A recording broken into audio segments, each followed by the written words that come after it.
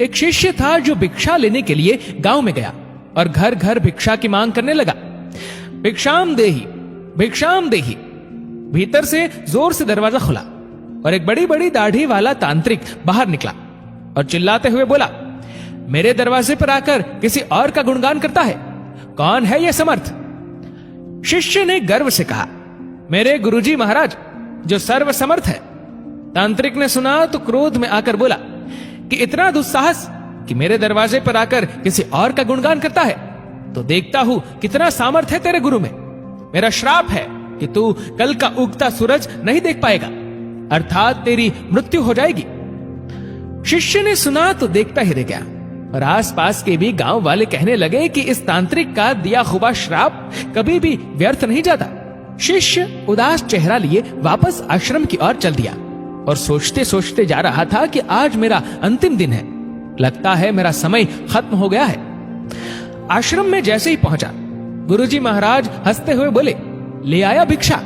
बेचारा शिष्य क्या बोले। गुरुदेव हंसते हुए फिर बोले कि भिक्षा ले आया? शिष्य ने कहा, जी गुरुदेव, भिक्षा में अपनी मौत ले आया, और सारी घटना सुना दी और एक कोने में चुपचाप बैठ गया। गुरुदेव बोले, अच्छा चल भोजन कर ले। शिष्य ने कहा, गुरुदेव आप भोजन करने की बात कर रहे हैं और यहाँ मेरे प्राण सूख रहे हैं। भोजन तो दूर, एक दाना भी मुंह में न जा पाएगा। गुरुदेव बोले, अभी तो पूरी रात बाकी है, अभी से चिंता क्यों कर रहा है?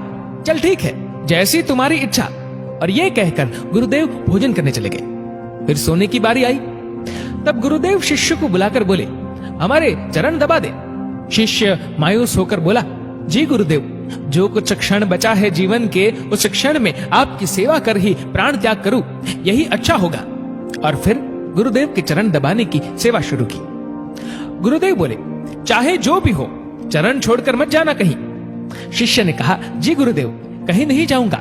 गुरुदेव ने अपने शब्दों को 3 बार दोहराए कि चरण मत छोड़ना, चाहे जो हो जाए। ये कहकर गुरुदेव सो गए। शिष्य पूरी श्रद्धा भावना से चरण दबाने लगा। रात्रि का पहला पहर बीतने को था।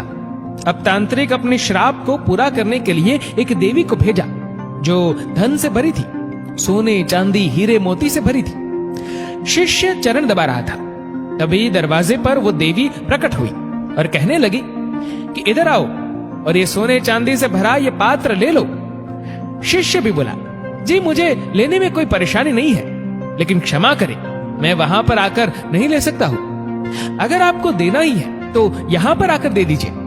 वो देवी सुनी तो कहने लगी कि नहीं नहीं, तुम्हें यहाँ आना होगा, देखो कितना सारा है। शिष्य बोला, नहीं, अगर देना है तो यहीं आ जाइए। तांत्रिक अपना पहला पासा असफल देख दूसरा पासा फेंका। रात्रि का दूसरा पहर बीतने को था। शिष्य गुरु महाराज जी के चरण दबाने की सेवा कर रहा था। तांत्रिक ने इस बार मारने के लिए उस शिष्य की मां का रूप बनाकर भेजा। शिष्य गुरु के चरण दबा रहा था, तभी दरवाजे पर आवाज आई, बेटा तुम कैसे हो? शिष्य ने अपनी मां को देखा तो सोचने लगा, अच्छा हुआ जो मां के दर्शन हो गए, मरते वक्त मां से भी मिल ले। वो औरत जो मां के रूप धारण की थी बोली, आओ बेटा गले से लगा लो, बहुत दिन हो गए तुमसे मिले। शिष्य बोला, क्षमा करना मां, लेकिन मैं वहां नहीं आ सकता क्योंकि अभी गुरु चरण की सेवा कर रहा हूं, मुझे भी आपसे गले लगना है, इसलिए आप यहीं आ जाओ। फिर वो औरत देखी कि चाल काम नहीं आ रही है तो चली गई। रात्रि का तीसरा पहर बीता और इस बार तांत्रिक ने यमदूत रूप वाला राक्षस भेजा।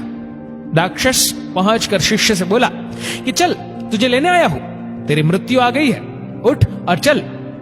शिष्य भी जल्लाकर बोला, काल हो या महाकाल, मैं नहीं आने वाला। अगर मेरी मृत्यु आई है तो यहीं आकर ले जाओ मुझे, लेकिन गुरु के चरण नहीं छोड़ूंगा, बस।